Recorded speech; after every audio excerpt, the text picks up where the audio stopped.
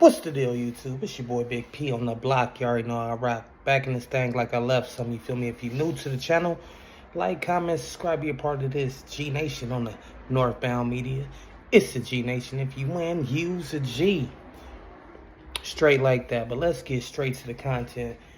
I've been hearing a whole lot of criticism from one man in sports media in particular. His name is Eric Mangini, and today he went over the top. Now, I am a Packers fan, mind you, but how long this man been going at this one quarterback in particular is crazy, and we about to get into it. I'm gonna break it down and I'm gonna give my assessment on the whole thing, but let's get into it. So here's the thing I struggle with Green Bay is when Jordan Love was chasing the money, he's great in the playoffs. Jordan money gets paid, and suddenly he's terrible in the playoffs. No. Well, I mean, Look, I do think this year. here's the thing that bothers me about Jordan Love is the contract extension or revision that he signed. To me, that screams that the team doesn't really have faith in him because they want to minimize their downside and not even guarantee $20 million next year. And then he doesn't have confidence in himself in the fact that he's going to take less money than he could if he bets on himself this year, and then either gets the franchise tag like you saw in New York and hits it really big. That extension. I get how it works for the team, and I get it gives him some security, but it screams insecurity on both his part and on Green Bay's part. What's up, Coach? I mean, they got paid a bunch of money recently, didn't they? Because he was such a great quarterback. Love it. And then what do they have to do? They got to go do something they haven't done in 2 decades and draft a quarterback in the first round. Then what do they have to do? Oh, let's get him another offensive lineman. Then what do they have to do? Let's get him another receiver. Okay, well, he's got 18 number 2 receivers, supposedly. But the narrative just a few years ago was that we had a young quarterback with this great young receiving core that was going to grow together and become this explosive offense. And now it hasn't quite worked out that way, so it's obviously got to be the wide receiver's fault, not the quarterback's fault, that we paid $1 billion to because he was so good. So they don't have to do. It's not PFF. It's not a monolith. It's John Costco, all right? And it's a discount opinion. It doesn't make any sense. I watched That's these a games. Costco joke. You see that? Costco Costco. You can buy it in bulk, etc. Not even a chuckle. Come on.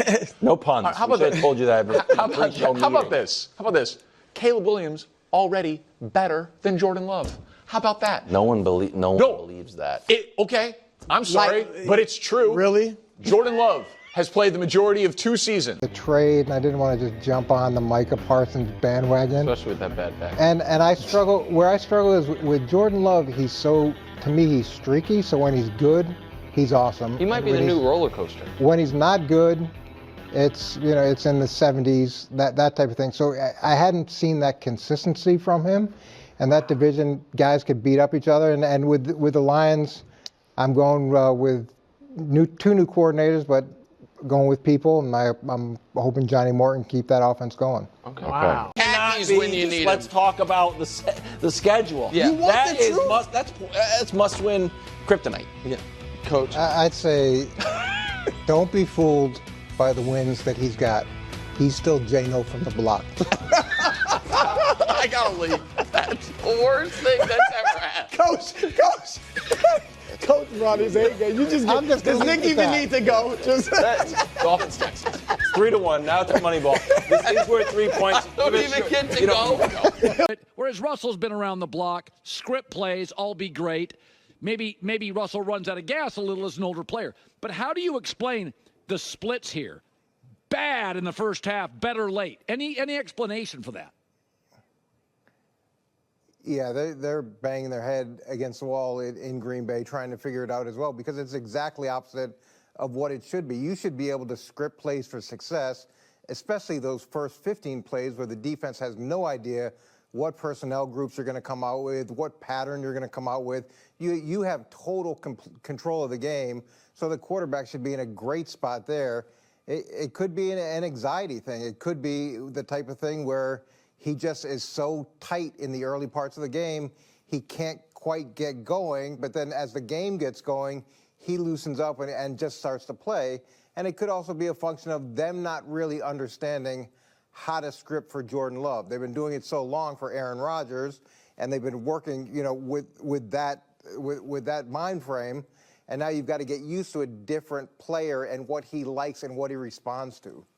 So Miami's offense. I'm going to support my partner who's not here, Greg Jennings, and I'm moving my friend. Higher? Yep, I'm moving Daniel Jones up. Wow. And why? You want to know why? Yes, I do want to know why. Okay. First time since 1977 they go through the first game of the season, no punts. Okay? Pretty important. Okay, first 2 games, okay, scored every possession. Oh, I'm sorry. They scored every possession versus the Dolphins. That was since 1977. But this is also the first time a team's gone through the first 2 games without any punts. That's also very impressive in the Super Bowl era. Then you factor in that they've got the 3 drives in the second game, so they scored 10 straight drives in a row. Okay, so there's that impressive feat. And I think he's channeling his inner Jalen Hurts. Good running game, good defense, and he's managing the process, and he's bringing them to wins. But he's throwing a lot more than Jalen Hurts. He is. But who would you move? Let's compare him. Let's compare him to the guy you'd have to move down. Okay, Jordan Love. Oh, wow. So look at the statistics. This is two games, and this is without Micah Parsons. He doesn't have Micah Parsons on his team. So he's got a better completion percentage. He is cooking. He's got a better pass yards per game. Better everything. Right on down the line. No Micah Parsons. They're still finding a way to win. Everybody had pretty much given him up for dead. And we know that the formula where you manage the team. Now, did Jordan Love have a good showing last year? No. He wasn't terrible, though. He was mostly injured, too, majority of the season. First game went out. I believe it was a knee injury. Then he had a groin injury as well. That was last year.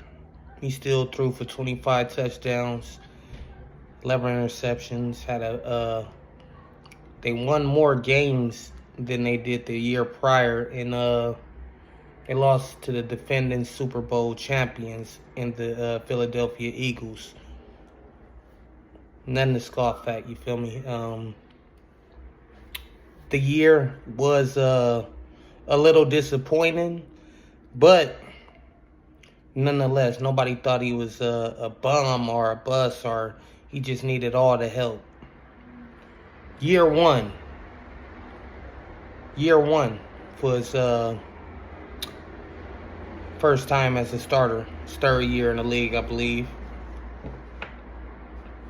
Getting no reps beside that Kansas City game.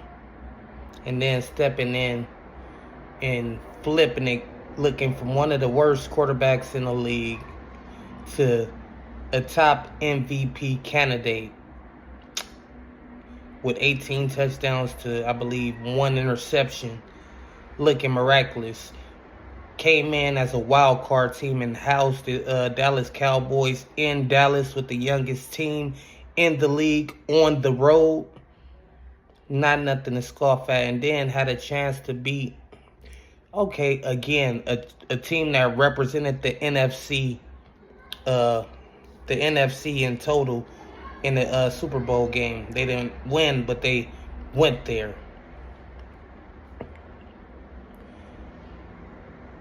I don't know for the life of me or who ranking in what world where Daniel Jones should be above Jordan Love. This is blasphemy. This ignorance. And it feel like it's like, goddamn, did the dude owe you some money, or did he lose you a fantasy football game or something? Because it seemed personal now. Feel me? We don't like to, how can I say, put our personal feelings into it, but this seems personal. This man has been taking shots at Jordan Love for a long time now, and as y'all seen through them clips, I played you each low light. I cannot bring a clip up where he's bringing the man up. I'm sorry, I couldn't find it. Now, maybe I wasn't looking for it either, but every time it's always a question. Yeah, he's looking good right now, but he still got this in him. Okay, it's a lot of quarterbacks. Josh Allen was, as Nick Wright used to like to say, a roller coaster. Good high moments and low moments. It's not going to be perfect. And I seen, shout out to Julian Sports, because I clipped one of his clippings. He was just looking at Eric Mangini like, what the hell is this dude talking about? Do he see? Like, do you know what type of quarterback Jordan Love is? Daniel Jones is not even in his stratosphere. The ceiling nor the floor. The ceiling Jordan Love can go to is Super Bowl, maybe it's a regular season MVP, I believe. The floor Daniel Jones was a bust and about to be out of the league or a backup. Now through 2 weeks he looked good. His stats is better than Jordan.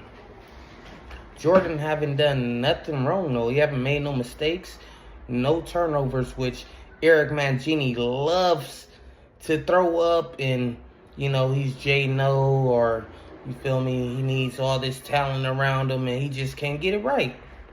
Just can't get right. So I don't know, man. Y'all let me know what y'all think. Do Eric Mangini have a vendetta against Jordan Love, or does he really believe Jordan Love is not, a top player? Because at worst, Jordan Love is top. At worst, Jordan Love is a top 15 player. At best, he can be at least a top 5, in my opinion. I'm a Packers fan, so it may seem a little biased, but this dude been going at my dude for the longest, and I need answers.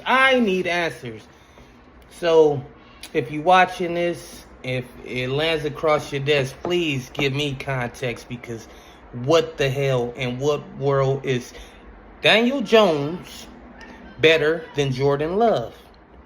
I don't know, you tell me. Do he run better?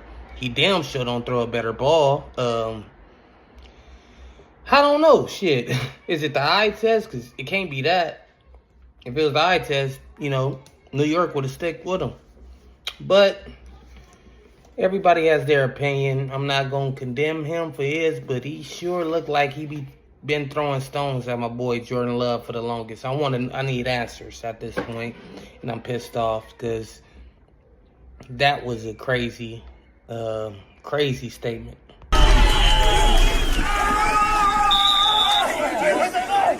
Quit playing with him. Let's go.